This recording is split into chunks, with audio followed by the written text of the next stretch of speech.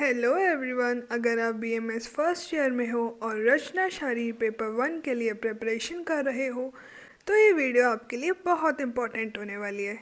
इस वीडियो में हम पेपर 1 के सारे मोस्ट एक्सपेक्टेड टॉपिक्स को सिंपल लैंग्वेज और एग्ज़ाम पॉइंट ऑफ व्यू से समझेंगे, तो वीडियो को एंड तक ज़रूर देखिएगा। तो चलिए सबसे पहले हम बात करते हैं उन सभी टॉपिक्स की जो हमारे लिए बहुत ज़्यादा इम्पोर्टेंट है, जिनमें से क्वेश्चन हर बार हर साल आता है। सबसे पहले बात करी जाए फर्स्ट चैप्टर की, तो आपको फर्स्ट चैप्टर में ऐसा क्वेश्चन पूछ सकता है, क्वेश्चन बतानी होती है शरीर और शरीर की, ठीक है। ये आपको एज अ डिफरेंस भी पूछ सकते हैं कि इन दोनों में डिफरेंस बताओ, बाकी वो आपको बोल देंगे कि इन दोनों की डेफिनेशन लिखो। फिर आता है हमारा मास अनुमासिक क्रम, ये भी बहुत ज़्यादा इम्पॉर्टेंट है और 10 मार्क्स में हमसे पूछ लिया जाता है। हमें इसमें मंथ वाइज डेवलपमेंट लिखना होता है कि फर्स्ट मंथ से 9th मंथ तक क्या क्या डेवलपमेंट होता है। जैसे फर्स्ट मंथ में आप सब जानते हो कलल बनता है, सेकंड में घन बनता है, थर्ड में, फोर्थ में, फिफ्थ में, इसी हिसाब से 9 मंथ तक आपको उसको प्रॉपर डिफाइन करना होता है पॉइंट वाइज।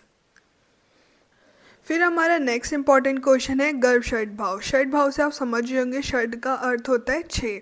तो इसमें आपको मातृज भाव, पितृज भाव, आत्मज भाव, रसज भाव, सतमज भाव और सत्वज भाव के बारे में डिफाइन करना होता है। ये क्वेश्चन भी हमें 5 मार्क्स या 10 मार्क्स में देखने को मिल जाता है। तो एम्ब्रियोलॉजी बहुत इंपॉर्टेंट है, चाहे वो आयुर्वेद की हो या फिर मॉडर्न की हो। फिर आता है हमारा अपरा निर्माण और अपरा पोषण। अब आपको इसमें लिखना है कि क्या करता है, जैसे कि गर्भ को पोषण देता है, ऑक्सीजन सप्लाई करता है, वेस्ट का रिमूवल करता है और मदर और फीटस के बीच में कनेक्शन बनाए रखता है। तो आपको सब कुछ लिखना है इसके बारे में। फिर आता है हमारा नेक्स्ट इंपॉर्टेंट टॉपिक जो कि है जर्म लेयर्स। जर्म लेयर आपको 5 मार्क्स में आ जाता है। उसमें वो आपको पूछते हैं कि जर्म लेयर क्या होता है, कितनी जर्म लेयर होती है और जितनी भी होती है उन सब के बारे में डिफ़ाइन करो। तो हमें अगर ये पूछा जाए तो सबसे पहले हमें एक्टोडर्म लिखना है, मीजोडर्म लिखना है और एंडोडर्म लिखना है। बेसिकली आपको ये बताना है कि जर्म लेयर 3 होती है, एक्टोडर्म, मीजोडर्म और एंडोडर्म। इन तीनों के बारे में आपको अच्छे से डिटेल में एक्सप्लेन करना है। नेक्स्ट हमारा एक 5 मार्क्स का क्वेश्चन बन सकता है जो कि है नख, दंत और केश से। अगर आपको नख, दंत और केश से कोई क्वेश्चन आता है तो वो आपको उसकी इम्पोर्टेंस पूछ सकते हैं। तो आपको बताना होगा कि नख की क्या इम्पोर्टेंस है, दंत की क्या इम्पोर्टेंस है और केश की क्या इम्पोर्टेंस है। अस्थि मॉडर्न पॉइंट ऑफ व्यू से भी बहुत इम्पॉर्टेंट है और आयुर्वेद पॉइंट ऑफ व्यू से भी बहुत इम्पॉर्टेंट है। बात करें आयुर्वेद में आपसे कैसे क्वेश्चन पूछ सकता है अस्थि में से, तो अस्थि में से वो आपसे पूछ सकता है अस्थि क्या होती है, अस्थि के कितने प्रकार होते हैं, मतलब अस्थि के कितने टाइप्स होते हैं, और प्लस उसके एग्जाम्पल्स भी आपको उसमें लिखने होंगे, जैसे नलक अस्थि, वलय अस्थि।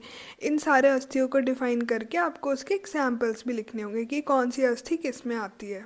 संधि का मतलब होता है जॉइंट्स। तो जॉइंट्स में अगर आपसे क्वेश्चन बनता है तो आपसे पूछ सकते हैं संधि के कितने टाइप्स होते हैं। तो आप लिख सकते हो चल संधि, अचल संधि। चल मतलब जो मूवेबल होती है और अचल मतलब जो इमूवेबल होती है। और आपसे पूछ सकते हैं उसकी क्लिनिकल इंपॉर्टेंस भी, क्योंकि ये बहुत ज़्यादा इंपॉर्टेंट है। तो स्नायु का मतलब होता है लिगामेंट। तो लिगामेंट में आपको ये पूछ सकते हैं कि लिगामेंट के टाइप्स कितने होते हैं। देखो टाइप्स सबके इंपॉर्टेंट है, चाहे वो अस्थि हो, संधि हो या स्नायु हो, ठीक है। सब आपको सबके टाइप्स पता होने चाहिए, प्लस उसके एग्जाम्पल्स भी पता होने चाहिए। एग्जाम्पल्स भी बहुत इंपॉर्टेंट है और टाइप्स भी बहुत इंपॉर्टेंट है। आयु आपको आचार्य चरक के अकॉर्डिंग भी करना है और आचार्य सुश्रुत के अकॉर्डिंग भी करना है। फिर आता है हमारा बहुत इंपॉर्टेंट क्वेश्चन जो कि 10 मार्क्स में बनता ही बनता है या फिर 5 मार्क्स में भी बन सकता है, जो कि हमारा गर्भ विकृति। गर्भ विकृति में वो आपसे पूछ सकते हैं कि गर्भ विकृति क्या होती है, उसकी डेफिनेशन आपको पता होनी चाहिए, उसके फैक्टर्स लाइक कि कैसे गर्भ की विकृति हुई, कोई बीज दोष रहा या फिर शुद्ध आहार विहार के कारण विकृति उत्पन्न हुई या फिर कोई दोष विकृति थी। अब बात करते हैं पेशी की। तो पेशी में वो आपसे पूछ सकता है पेशी क्या होती है।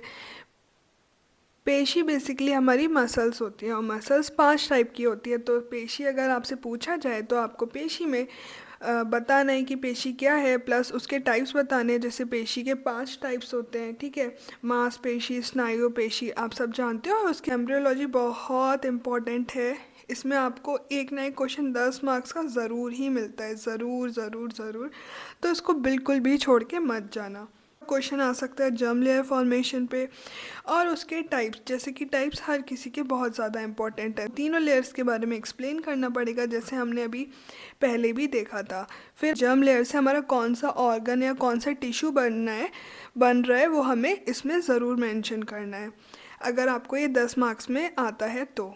ऑस्टियोलॉजी में से एक 10 मार्क्स का क्वेश्चन तो फिक्स्ड ही रहता है, कभी कभी 2 क्वेश्चन भी आ जाते हैं, यानी कि 20 मार्क्स का। तो अगर आपसे बोन के बारे में पूछा जाए तो बोन में आपको सबसे पहले डिफाइन करना होता है। जैसे ह्यूमरस पूछ ली जाए तो आपको ह्यूमरस के बारे में बताना होता है कि ह्यूमरस कहाँ होती है, उसका क्या फंक्शन होता है, ठीक है, आपको बताना होगा क्या फंक्शन होता है, प्लस उसका क्लासिफिकेशन भी बताना होगा।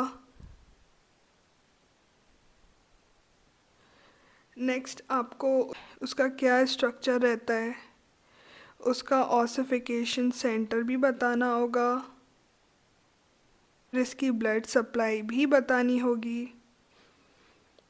ऐसे बहुत सारे पॉइंट्स हैं जो आपको बोन के अंदर पढ़ने हैं। अगर आप ह्यूमरस पढ़ रहे हो तो ये सारे पॉइंट ज़रूर कवर करना। बाकी जो मोस्ट इम्पॉर्टेंट बोन्स हमारी रहती हैं वो है हमारी ह्यूमरस, स्कैपुला, क्लेविकल और रेडियस। ये बोन तो छोड़नी ही नहीं है, क्योंकि ये बोन हमेशा पूछी जाती है आपसे। बाकी आपको सारी बोन्स के बारे में पढ़ना है, नॉलेज होनी चाहिए, बट ये बहुत अच्छे से करनी है। जॉइंट से भी एक क्वेश्चन हमें हमेशा मिलता है 10 मार्क्स का, तो एक भी जॉइंट आपको छोड़ना नहीं है, ठीक है। सबसे इम्पॉर्टेंट जो जॉइंट्स हैं वो मैं आपको बता देती हूँ। वो है हमारा एल्बो जॉइंट, शोल्डर जॉइंट और नी जॉइंट। ये हमेशा हमसे पूछा जाता है, ये तो आपको करने ही करने हैं। प्लस आपको सारे जॉइंट्स के बारे में नॉलेज होनी ही चाहिए, क्योंकि कभी भी कोई भी क्वेश्चन आ सकता है। तो ये सोच के मत जाना कि यही कर लूँगा तो सब हो जाएगा, नहीं, आपको सब पढ़ने हैं, बट इनको बहुत अच्छे से पढ़ना है, ठीक है। फिर आता है हमारा मसल। अगर आपसे मसल के बारे में कोई क्वेश्चन आता है तो सबसे पहले आपको पूछते हैं मसल का ओरिजिन बताओ, उसका इंसर्शन बताओ, प्लस उसकी नर्व सप्लाई। आपको 5 या फिर 10 मार्क्स में कोई भी मसल दे के पूछ सकते हैं। फिर आता है हमारा brain, spinal cord, cranial nerves और स्पाइनल नर्व्स।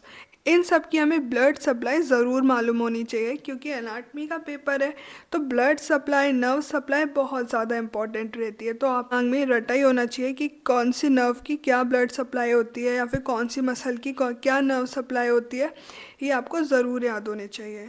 अगर वो आपसे पूछ ले कि स्पाइनल कॉर्ड क्या होता है, तो उसमें आपको बताना होता है कि ये सीएनएस का पार्ट होता है, प्लस ये रिफ्लेक्स सेक्शन का सेंटर होता है और वर्टिब्रल कॉलम के अंदर होता है। आपको सारी चीज़ें डिटेल में एक्सप्लेन करनी होगी।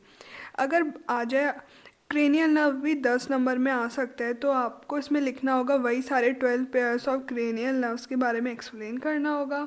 प्लस ये ब्रेन से निकलती है ये भी बताना होगा, और उसके एग्जांपल्स भी देने होंगे। फिर बात करते हैं स्पाइनल नर्व की, तो स्पाइनल नर्व में भी आपको डिफ़ाइन करना होगा कि ये 31 पेयर होता है और स्पाइनल कॉर्ड से निकलती है, प्लस बॉडी के मूवमेंट और सेंसेशन के लिए रिस्पॉन्सिबल होती है। स्पाइनल कॉर्ड में भी आपको सारी चीज़ें डिटेल में एक्सप्लेन करनी है। ये 5 और 10 दोनों में से किसी भी मार्क्स में आ सकता है, तो आपको ये बेसिक सी चीज़ें पता होनी चाहिए। फिर आता है हमारा एंडोक्राइनोलॉजी। एंडोक्राइनोलॉजी में हमको सारी ग्लैंड्स के बारे में अच्छे से पता होना चाहिए। अगर वो हमें कोई सी भी ग्लैंड दे दे एक्सप्लेन करने को, तो हमें सबसे पहले उसकी डेफिनेशन लिखनी होगी, प्लस उसमें से कौन कौन से हार्मोन सिक्रीट होते हैं ये बताना होगा, वो कहाँ सिचुएटेड होते हैं, उसकी ब्लड सप्लाई क्या होती है, उसकी ग्रॉस एनाटमी क्या होती है, कैसी होती है, प्लस उसके स्ट्रक्चर और हिस्टोलॉजी के बारे में भी पता होना चाहिए। तो हमारी जो मोस्ट इम्पॉर्टेंट 3 ग्लैंड है जो आपको अच्छे से रटी होनी चाहिए, वो है हमारी सुप्रारेनल ग्लैंड, पिट्यूटरी ग्लैंड और थाइमस ग्लैंड।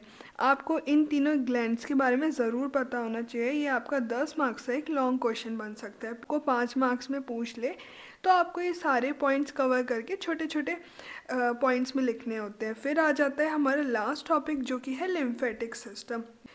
लिम्फेटिक सिस्टम में वो हमसे पूछ सकता है कि लिम्फ क्या होता है, स्प्लीन क्या होता है। तो हम लिम्फ को कोरिलेट करके लिख सकते हैं रस धातु से, और स्प्लीन को कोरिलेट करके लिख सकते हैं रक्तवाह धातु से। सो ये हमारी कुछ इम्पॉर्टेंट पॉइंट्स और टॉपिक्स थे जिनको आपको मिस करके बिल्कुल भी नहीं जाना। ये सारे पॉइंट्स अगर आपके कवर हैं, आपको अच्छे से आते हैं, तो आपका 70% पेपर आराम से हो जाएगा बिना किसी दिक्कत के। बस आपको ये सारे पॉइंट्स ज़रूर ज़रूर करने हैं। मैं अगर ये वीडियो आपको हेल्पफुल लगी हो तो लाइक शेयर और सब्सक्राइब ज़रूर करें। कमेंट में मेरे को ज़रूर बताना आपको ये वीडियो कैसी लगी, और ऐसी वीडियोस के लिए चैनल को सब्सक्राइब करना ना भूलें। मिलते हैं नेक्स्ट वीडियो में, तब तक के लिए बाय बाय।